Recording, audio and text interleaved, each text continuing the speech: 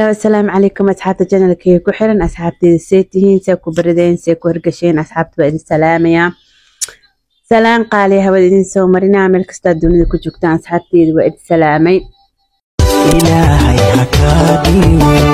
وهرقلو هنكيدي قبلونا دمانتو ودهيك سدان أبي السلام قالي هودين سو مرينا سو دوالا sit back and relax as always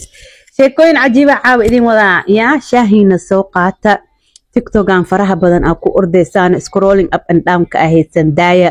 youtube-kan ku xirma dhageysta ma fahanti haddaa ku cusubtaa youtube-kayga fadlan waxaa kaa codsanayaa inaad subscribe ii saartid sheeko waxaa idin hayaa cajiib ah gabar amerikaan ah maxallaa ay magaceeda la dhaho Onaija Andrew Robinson sifaan u iloowin halkaanaa ku qoray magaceeda wiilkan waxaa la ay jeclaatay oo beenta u sheegay Nedal Ahmed allaha Nedal Ahmed waa kana newska ka soo qaaday magaceeda halkaas kugu soo qoray videoyadeedan waa inta siyaa gabadhan the last 24 hours maxallaha social media adduunka dhan ay qabsatay maxallaha wiilka Nedal ay ayada social media isku barteen maxallaha way isu kaansadeen waxay u soo diri jirtay picture aad u qurux badan tay u soo diri jirtay markay isbaranayeen waxaa lahayay way heshiiyeen markay heshiiyeen maxallaha waxay ku sheegeen inay ismehersadaan meherkooda kadib ay imaado Pakistan ay halkaas Dubai honeymoon ugu aadaan maxallaha first of all iyada age-keedii asaga age-kiisa aad bay maxallaha u kala weyn yihiin I don't know if she told him or not ayada waxaa baa 33 years of age asagana waxaa waayay 19 years old sida la sheegay marka imaaday ee laboorka Karachi Pakistan markay tagtay waxaa lahay wiilka ay kulmeen wiilka gabadha uu ka heli waayay wuxuu dhahay halkan sii joogo ku soo laabana cuntaan noo soo qaadaya adii laboorku ugu cararay gabadhan waxay sameysay weysay maxallahayay way baxdaa Allah gurigiisa agtiisa seexatay ee ku kor ooysay magaalada inay martay maxallada dadka Amerikaanku ay aqal badan yihiin waxay sameysay Allah news ka dhan outlet-ka oo magaalada Pakistan dhan iskugu wacday maxallaha ay ugu dacwootay wiilkaas dhibaatada u gaarsiiyay waxay tir lacag xataa way iga dhamaatay lacag ma haystay fara badan maxallaha ayay video iyadoo hadlaysa idin tusaaya oo hadlayso oo dhaysa lacag hal isiya hal caawiyo bal ila fiirsado wax yar I'm not talking unless y'all giving me land and 2,000 or more every week. You hear me? Yeah. I'm getting my Pakistani passport and Pakistani ID. I'm getting it. Do y'all agree? Mind your business. What? Talk.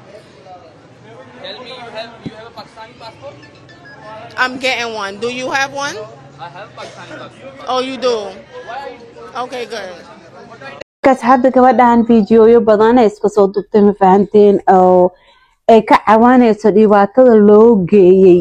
intay la eg tahay waxay tiri ninkan aad buu ii dhibaatay yani waxaan rabaa in sharciga Pakistan la siiyo waxaan rabaa ID-giina inaan qaato waxaan rabaa lacag in la iyo qoro ay waxyaalo badan ay tirisay ay sheegtay ma fahantay maxallada dadkan way dhageysteen dowladda Pakistan gabadh way soo dhaweeyeen kuriya u kireeyeen ticketke ka bixiyeen back ticketkeedii because waxay ugu talgashay ninkeeda cabaalo joogto go ticket ay soo jaratay bag may soo jarnaa ay ticketke u bedeleen maxallaha shopping u sameeyeen tartiib ay iska soo direen allahay gabadha waxaa lahayd wiilkeeda hadlay wiilka wuxuu dhahay aniga hooyaday waxaa waay dadkan waxaa waay bipolar ka qabo maxallaha maskaxdeeda caadi ma aha bipolar ay qabtaa marka maxallaha ay raali noqdo Pakistan raali noqdaan ay dhaheen Pakistanka dad fiican ay noqdeen allahay gabadhii maxallaha wiilkii waa la hadlay waa la canaanta allahay wiilkii yaraa maadaama da'dooda aad u kala dheereed wiilka wuxuu soo bixiyay apology soo bixiyay asagana wuu soo hadlay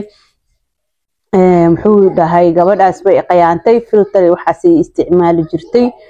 maxallaha ay marabo inaan isku sano wuu dhahay guurka sasa ugu baxay marka arintaas sasa ugu baxayna maxallaha ay gabadhaas hadda tonight and yesterday dan qabsatay social media ilaa hadda la magacaayo viral ay noqotay mainly waxay viral ku noqotay sida iskugu keentay maxaa la saxafiyiinta ku nool magaalada Pakistan iyo dowladda oo dhan ugu daba socdeen dadkase ugu dulqaateen aad la yaabeen iyo dadka dhan Amerikaanka dhan xataa way la yaabeen waxay dhaheen wow dadka Pakistan ku nool waa dad aad u wanaagsan kolay Pakistan naftirkooda ayaga xataa maxaa la credit fiican ay qaateen ma fahanti inay dad wanaagsan yihiin dad qaab badan yihiin dadka xishmada ay yihiin maxaa la dunida hadda ugu jirto maxaa la saasa fiican marbaadii wadankaaga maxaa la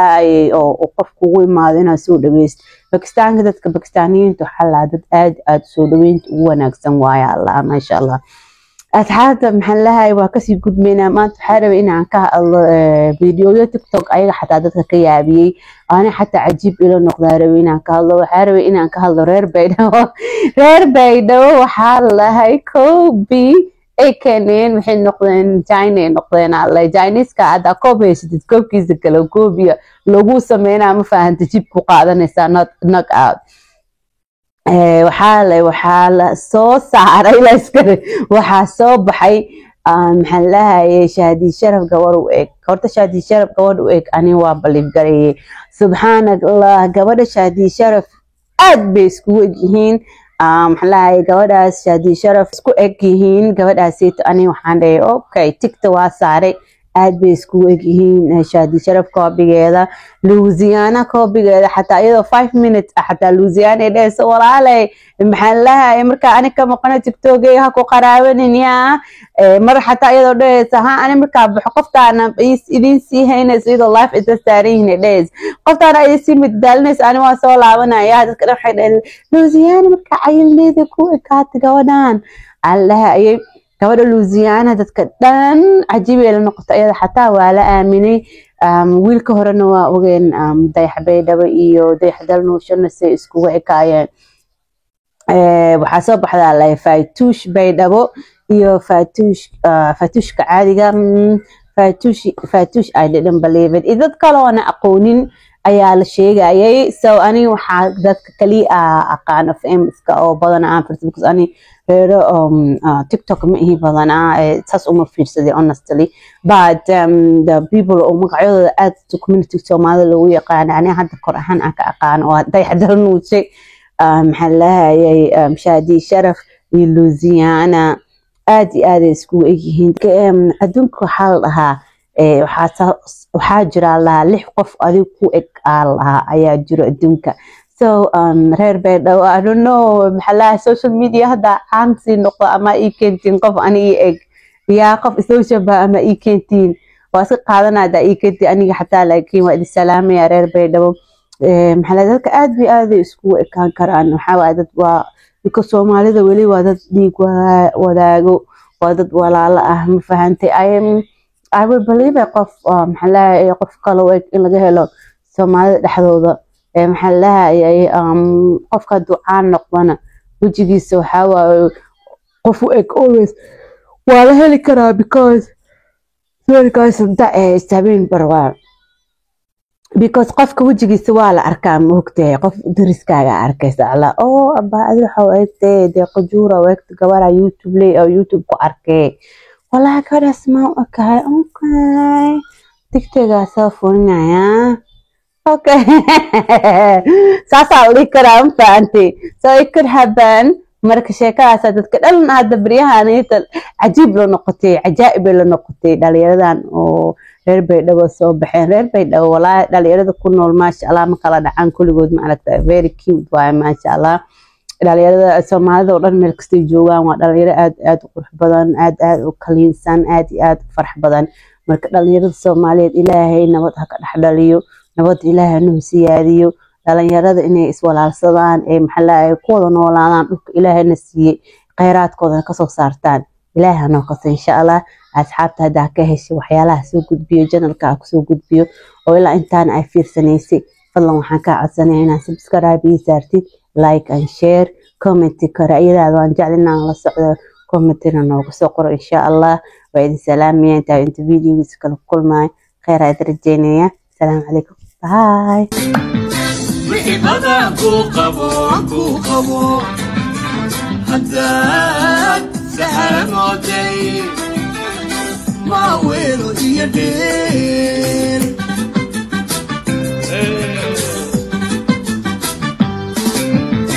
موتاي قرأتان أركي ويا موقاقا إلي مدوتي